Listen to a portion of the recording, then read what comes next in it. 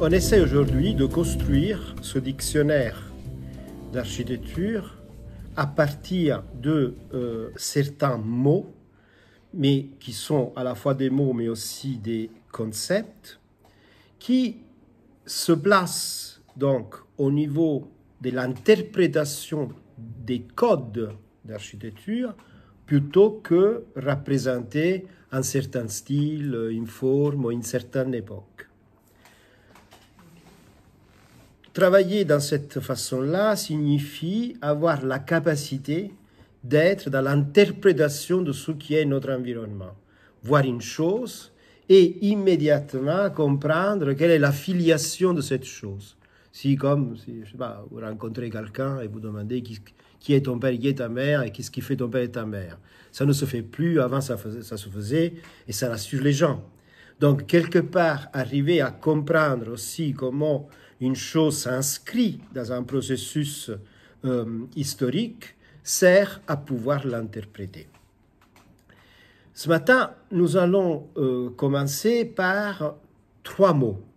Ces 3 mots sont communs à toutes les architectures et tous les objets de design. Alors, il y a rarement des objets cognitifs qui ont cette capacité transversale comme ces 3 mots que nous allons présenter ce matin. Alors, si je vous montre la Grande Arche donc à Paris, évidemment, le fait de l'associer à l'Arc de Triomphe est une chose immédiate. C'est une typologie d'architecture, que c'est de l'Arc de Triomphe, qui a une certaine signification, un certain symbole, etc. Et que souvent, il est repris par l'architecture à toutes les époques. Si je vous montre ça, donc des pyramides égyptiennes, et je vous montre la pyramide de Paye au Louvre, bon, il ne faut pas être sorcier, non? Voyons, je veux dire, c'est clair qu'il y a une référence. Alors, comment on l'interprète? Évidemment, une, c'est une tombe, l'autre, c'est un musée. Donc, il faut comprendre pourquoi on utilise la forme d'une tombe pour faire un musée. Mais, dans les points de vue du code, c'est exactement la même chose. Déjà, serait plus complexe, bien qu'on est encore dans le simple, de associer la grande bibliothèque donc, de Paris, celle qui se trouve à côté de la gare d'Austerlitz, au temple grec. Alors, le temple du savoir, ça c'est facile, mais surtout c'est un espace qui est un espace à la fois fermé et ouvert, exactement comme ça peut l'être un temple avec ses colonnes, non? Et avec son péristyle. C'est un espace qui se trouve dans une position surélevée, donc ça veut dire qu'il est fait pour être regardé de loin et de plus bas, exactement comme un temple. Après, on va regarder toutes les similitudes au niveau du code, pour la question de la symétrie, la question de l'ergonomie, plein d'autres questions. Mais pour l'instant, restons effectivement à cette possibilité d'interpréter un objet, non pas par sa forme, mais par son appartenance à une famille ou un code spécial d'architecture.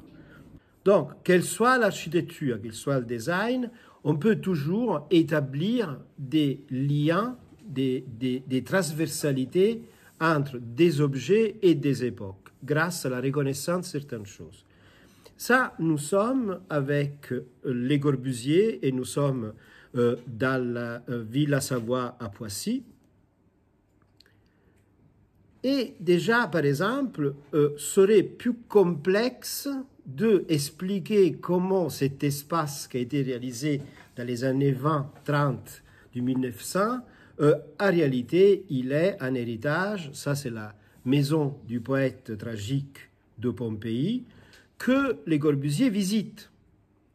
Donc, du coup, entre cet objet fini, cette architecture, et cette autre architecture, pour pouvoir comprendre, on a besoin, par exemple, d'un objet intermédiaire, qui sont les croquis de Le Corbusier.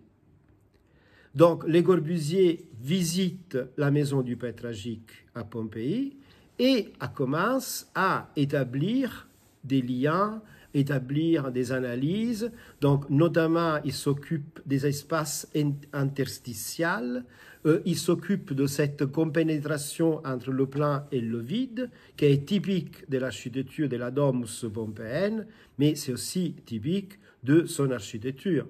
Donc, il regarde ces espaces qui sont ces espaces semi-ouverts, péristili, avec les colonnes, à travers lesquels on voit des espaces fermés, chose qu'on retrouve dans sa villa Savoie à Poissy.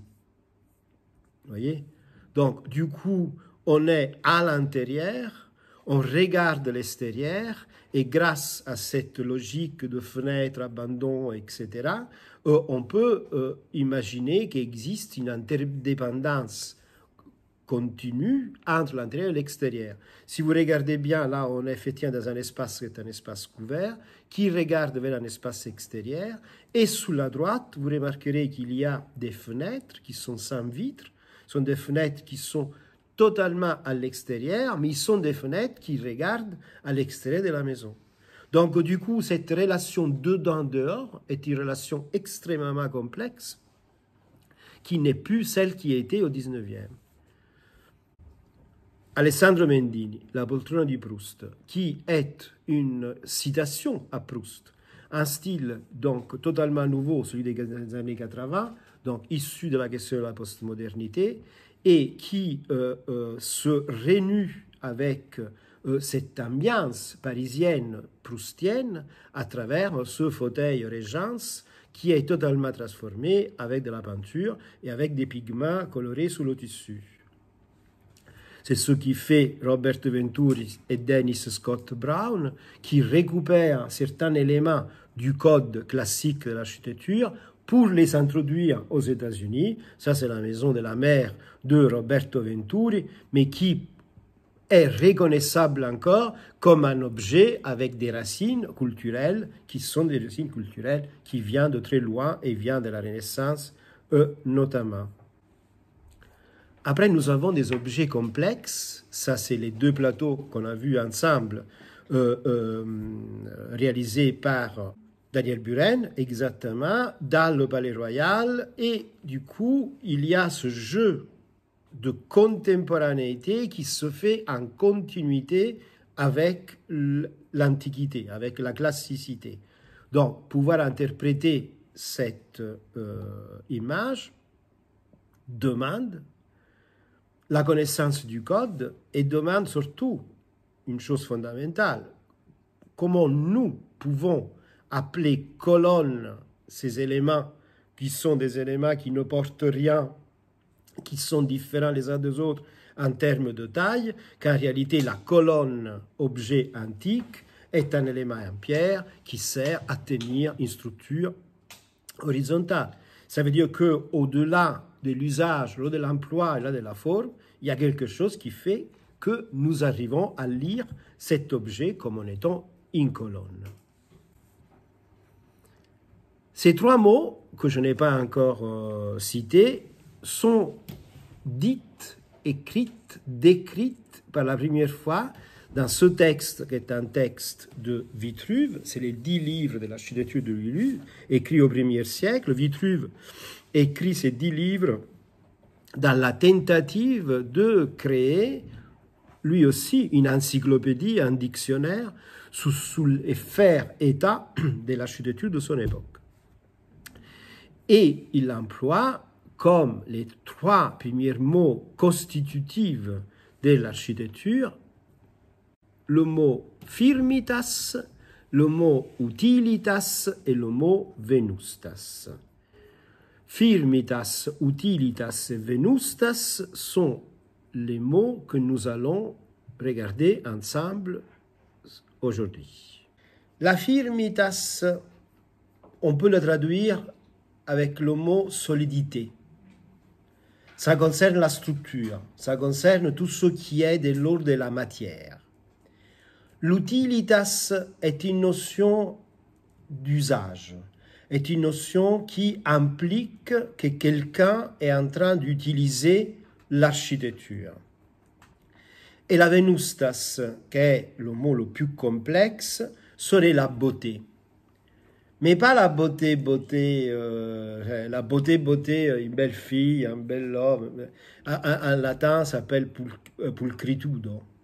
En réalité, la venustas, c'est la beauté superlative. C'est vraiment c'est quelque chose de magnifique, hein, quelque chose d'excellent. Commençons par la firmitas. Alors, j'utilise cette pomme pour imaginer que cette pomme soit un objet d'architecture, soit un objet de design. Ça n'a aucune différence. C'est tous les deux des manufactures produits par l'homme selon certaines règles. Architecture et design utilisent des principes qui sont absolument semblables. Évidemment, la production finale est différente, donc il y a des choses qui diffèrent dans la production, mais la pensée qui est derrière est la même. Est une pensée créative, est techné, comme ils diraient les Grecs, donc est une pensée créative finalisée à la réalisation d'un objet. Ça, c'est une pomme, mais c'est aussi un objet quelconque d'architecture et de design. La firmitas est quelque chose qui a à faire avec toutes les données objectives liées à cette pomme. Il y a des données qu'on ne peut pas discuter. Ça veut dire que ce sont des valeurs en architecture et en design qui sont semblables pour tout le monde. Le premier de ces valeurs, c'est la force de gravité.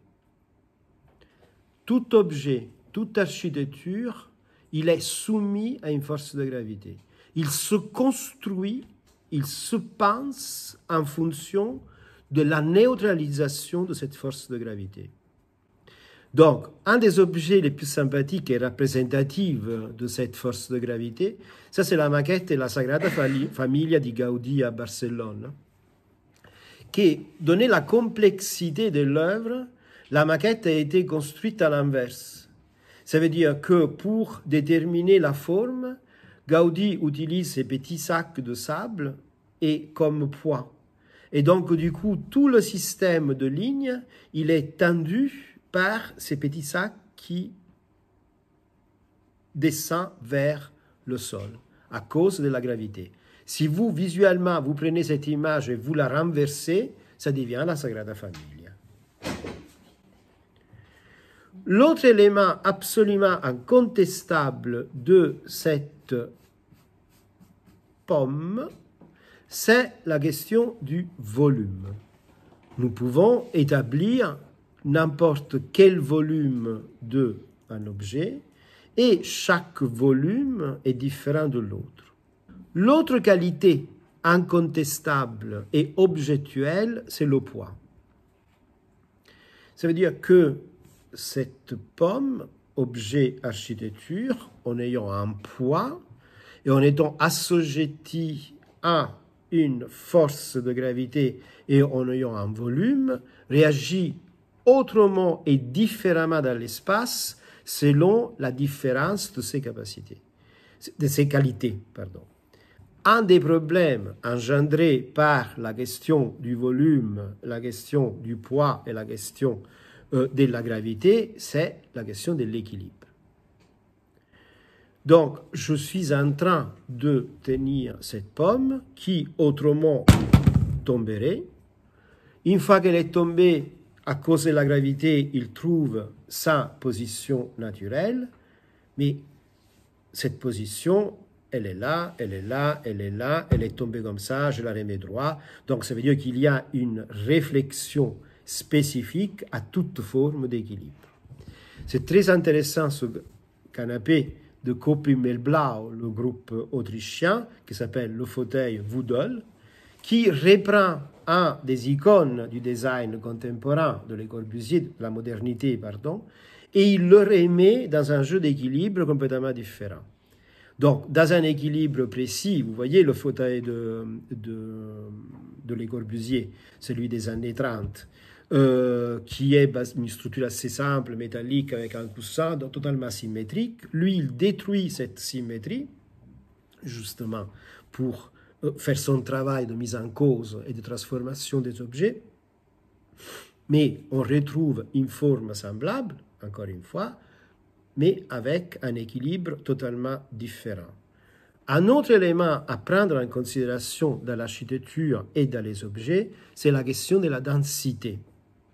Là, par exemple, c'est un exercice que vous pouvez faire. Si on met un œuf à l'intérieur d'un volume d'eau, mais dans ce volume d'eau, on ajoute 2 cuillères de sel, donc on modifie la densité de l'eau,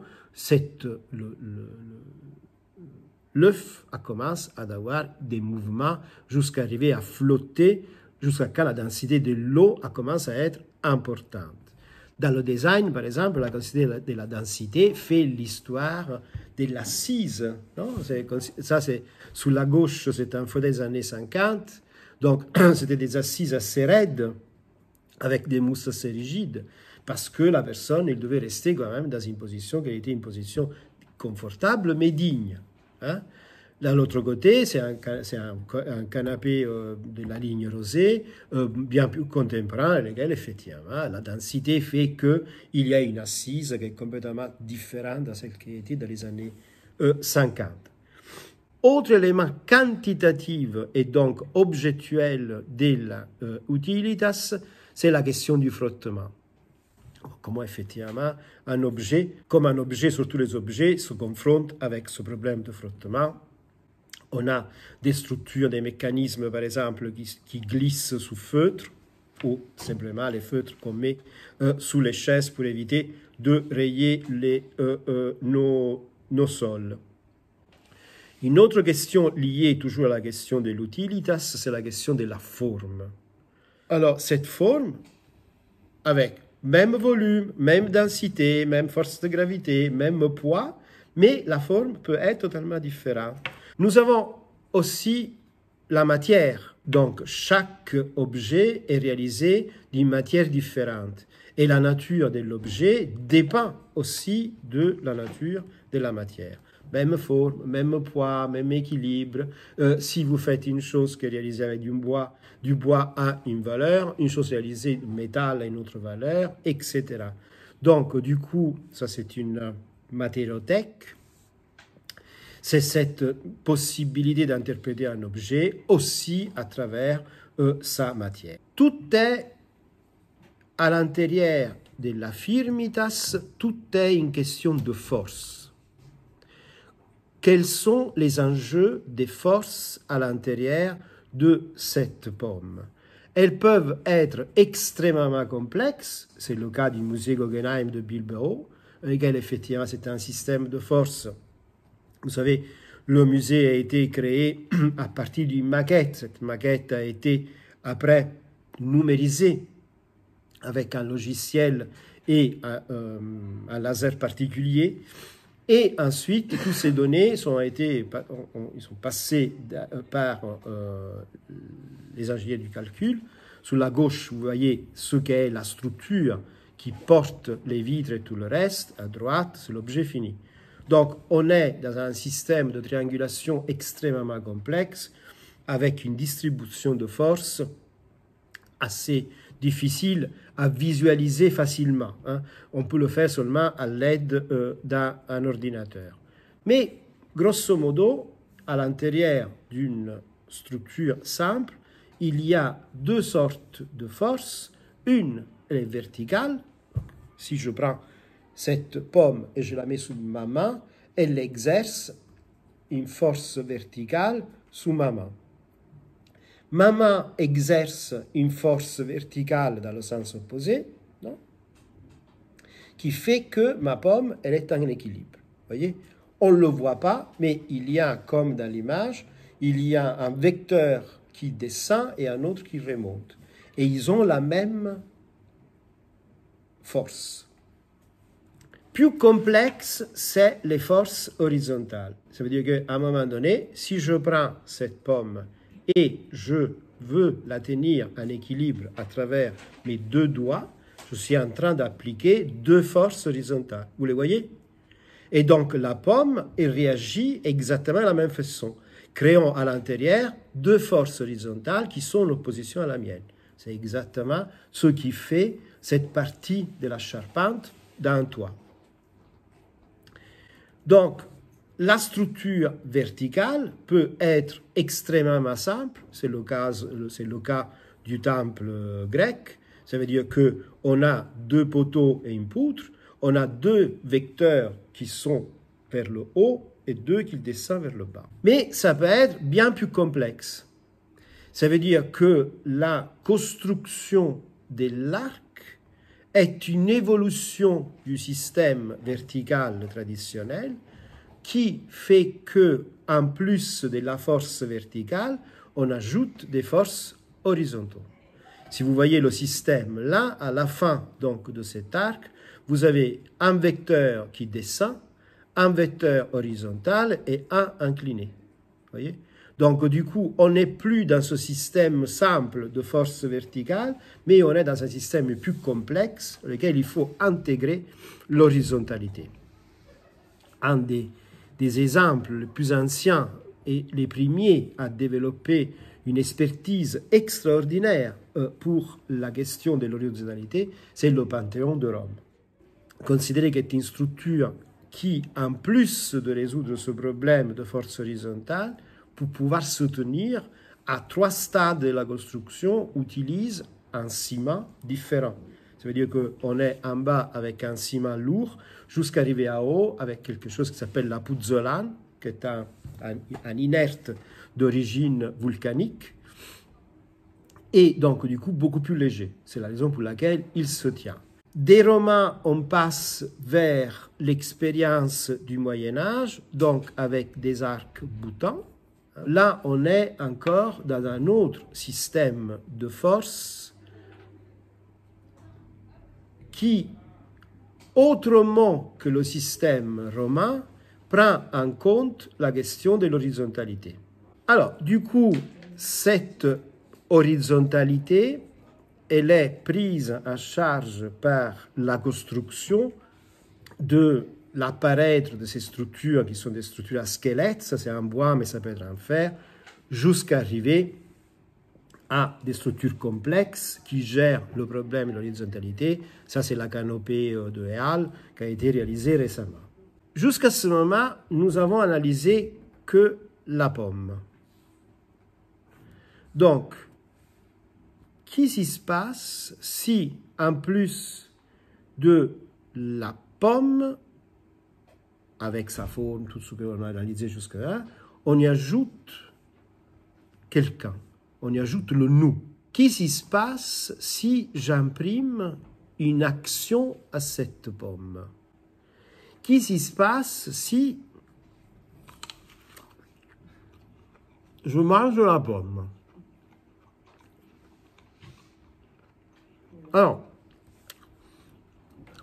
jusqu'à ce moment, elle est bonne. Après, le reste, on le met aux oiseaux qui sont dans le jardin. Jusqu'à ce moment, de cette pomme, j'ai raconté que des données objectives. Donc, des quantités du Vitruve. Volume. Mais, si je dois vous raconter quel est le goût de cette pomme, c'est un peu plus compliqué que ça. Parce qu'on rentre dans des catégories cognitives, des objets du savoir, qui sont subjectifs, qui ne sont pas objectifs. Donc, dans le mot utilitas, et qui donc fait référence aux qualités, il y a des choses qui ne sont pas exclusivement de nature objective. Par exemple, on peut parler de la question d'usage. Mais la question d'usage, chacun de nous, il mange d'une certaine façon. Il y a quelqu'un qui mange sur une table dans la cuisine, d'autres qui mangent sous le lit, d'autres sur une table basse. Par exemple, dans les points de vue du projet du design, on est en train d'évaluer que la table haute de cuisine quasiment n'existe plus. Donc on fait des tables basses ou des tables très grandes pour recevoir des gens. Parce que l'usage est culturel. Ça veut dire qu'il y a des modifications qui s'appliquent. Mais le mot utilitas, c'est donc le mot usage, est commun à tous les objets que nous sommes en train d'utiliser. Il faudra, avec le temps, on fera ça dans un autre moment et dans un autre cours, faire la différence, par exemple, entre la notion d'usage et la notion de besoin. Le lit est un usage, dormir est un besoin. Mais je peux aussi dormir sur un tapis, pas forcément sur un lit. Regardez le bédouin. L'idée de maison du 16e arrondissement, ce n'est pas l'idée d'une maison à Hawaï dans laquelle il n'y a pas le mur parce qu'il ne fait pas froid. Si j'analyse l'objet maison, je suis obligé à faire toute une série de différences pour pouvoir raconter de toutes les maisons. Si j'analyse le mot habiter, par exemple, je n'ai pas besoin de différencier. Le dictionnaire qu'on est en train d'utiliser sont justement, on essaye de répertorier des actions, des mots, des concepts qui ne sont pas formalisés par une expression particulière. Il est toujours question d'usage. Cet usage, il peut être public, privé, un espace naturel, un espace artificiel, un espace profane, un espace sacré. Selon l'acte, selon l'action que investit la pomme, il y a une utilisation, donc il y a une utilitas, un usage particulier. Il est aussi pour cet objet une question d'environnement. Il n'existe pas, lui, tout seul.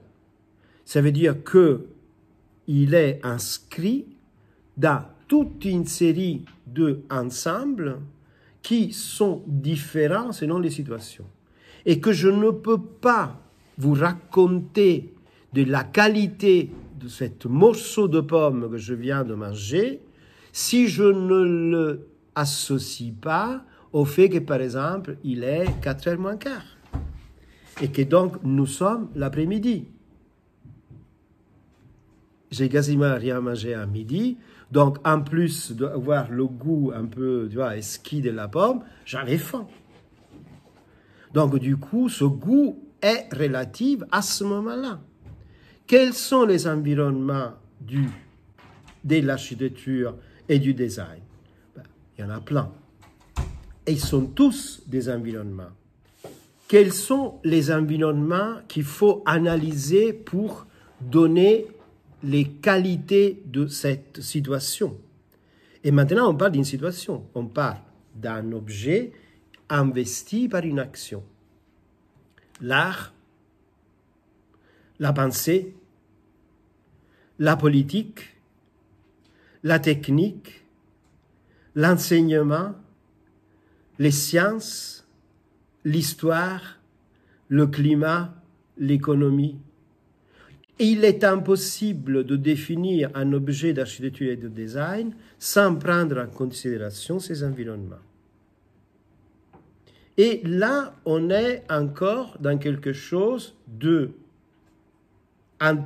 qu'on peut interpréter, mais qui est réel, qui existe. Mais cet objet, il est aussi question d'imaginaire. Le conte des 3 petits cochons. Non, vous vous souvenez? Donc, ça veut dire qu'il y a le premier fait une maison de paille, le 12e de bois et le 3e de briques. Où nous avons construit notre imaginaire sous l'idée que la paille elle ne résiste pas, le bois moyennement, mais par contre la brique, elle va résister. Aller dans un pays où la construction est seulement en bois, ça n'existe pas la brique. Donc du coup, ça n'existe. Ça veut dire que ces personnes-là ont été élevées, construites sur un autre imaginaire. Donc l'idée de la stabilité, de la sûreté, de la force Elle n'est pas forcément associée dans d'autres pays comme pour nous avec une brique. Et ça, c'est insondable. Et chaque objet est ancré dans un imaginaire particulier, qui est l'imaginaire d'un peuple, et l'usager, celui qui utilise, mais c'est aussi l'imaginaire de celui qui le construit. Ça veut dire que, pas seulement je dois interpréter du côté de l'usager, mais aussi du côté de celui qui a construit cet objet. Son imaginaire est là-dedans. Il y a cette fameuse phrase de Guéry qui dit « Le poisson et son mouvement ont toujours fait partie de mon vocabulaire architectural ». Je crois que cela vient d'un souvenir d'enfance.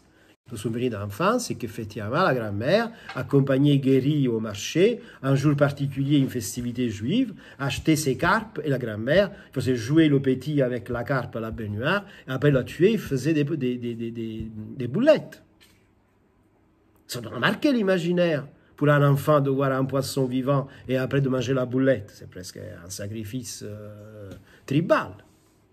Donc, du coup, quand vous voyez cet objet, alors tous les écailles, tout le travail, alors ça peut être direct comme chez Guéry, mais ça peut être beaucoup plus complexe que ça, mais chaque créateur, chaque dessinateur imprime son imaginaire particulier dans la construction d'un objet. Comment l'interpréter? C'est ça qui nous intéresse. Pour Guéry, on le sait. Et pour les autres, si j'ai toujours la pomme, et si je prends mon couteau, et avec ce couteau, je coupe une tranche de pomme.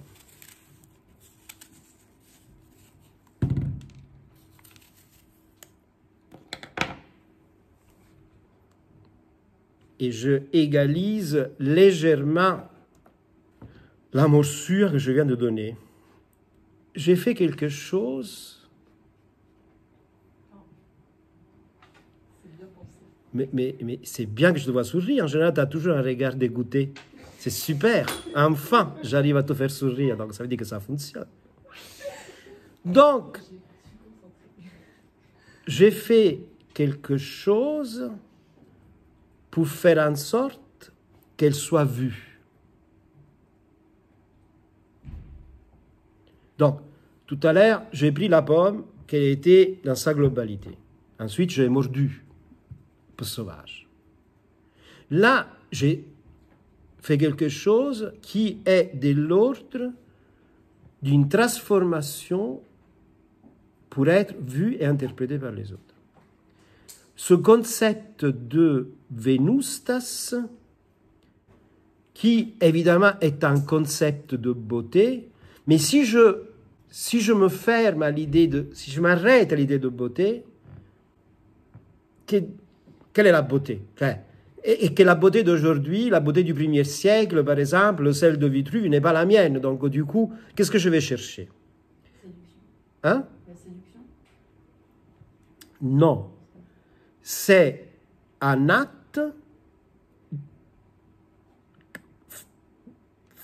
créer la beauté implique de faire quelque chose de particulier afin que l'objet soit vu. Elle n'est pas pour moi, la beauté, seulement. C'est aussi pour celui qui me regarde. Du coup, on est dans un système de relation. Ça veut dire qu'il y a une relation qui est interne. Ça veut dire qu'elle est interne à l'objet lui-même. Par exemple, les proportions, non? Cette pomme, elle est comme ça, mais ça peut être aussi une tranche plus grande, par exemple. Non? Ça aurait été autrement. Il m'aurait couvert le visage. Une question de composition. Par exemple, à l'intérieur d'un tableau, montrer une chose par rapport à une autre, parce qu'il y a une composition particulière. Donc, cette beauté, elle est interne au tableau lui-même. Le mécanisme de composition fait partie de l'organisation du tableau, comme en architecture. La question du rythme, une rangée de colonnes, comme un intervalle de musique, comme une musique, le rythme est différent. Les notes sont les mêmes, mais le rythme est différent. Donc du coup, les mêmes notes, je peux danser une polka et je peux danser une valse. C'est le rythme qui change, vous voyez? Mais ça, c'est toujours interne à l'objet lui-même.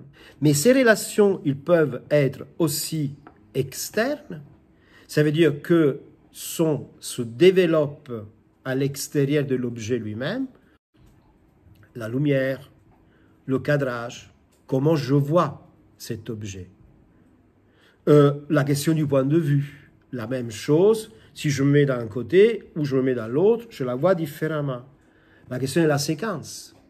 Par exemple, imaginez une séquence du 18e, elle est totalement différente d'une séquence du 16e. Si je me balade, par exemple, à Versailles, je suis sur un axe rectiligne, et sous cet axe, il y a toute une série de choses qui sont de moins en moins belles et plus belles, jusqu'à arriver à l'apothéose. Si je suis dans une séquence baroque, tout d'un coup, je me trouve dans une petite ruelle et je me trouve devant le sublime. Parce que je dois être étonné. Donc la séquence avec laquelle je m'approche de l'objet modifie l'objet dans lui-même. Il faut toujours se positionner quand nous interprétons architecture et design, à la fois dans celui qui regarde, donc pour être vu, mais celui aussi que crée. Et donc, il y a une relation avec soi. L'individu qui crée est un individu à part entière et qui imprime son moi et son soi dans la création. Voilà cette image, par exemple. Ça, c'est un autoportrait de Philippe Starck, lequel il met toute une série de valeurs à l'intérieur. Donc, sous sa tête, il y a le système solaire. Déchiré, il y a un singe et il y a un doigt qu'il pointe avec son nom. C'est une idée de soi, c'est une relation avec soi qui n'est pas imperméable vis-à-vis de l'œuvre et que quelque part, elle est inscrite dans l'œuvre. Donc, firmitas, tout ce qui concerne les quantités. Utilitas, tout ce qui concerne les qualités. Et venustas, tout ce qui concerne les relations. Quantité, qualité et relation sont les premières trois catégories d'Aristote et qui sont reprises dans le texte de Vitruve, certainement. Alors,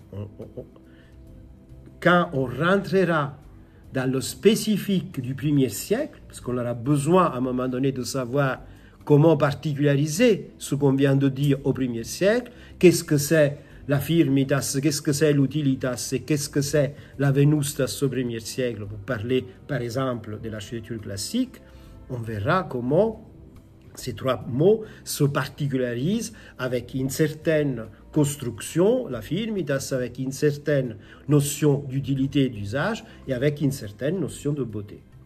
Mais au-delà de cette particularisation, ces trois mots peuvent d'emblée raconter de toutes les quantités, qualités et relations des architectures, du monde et du design.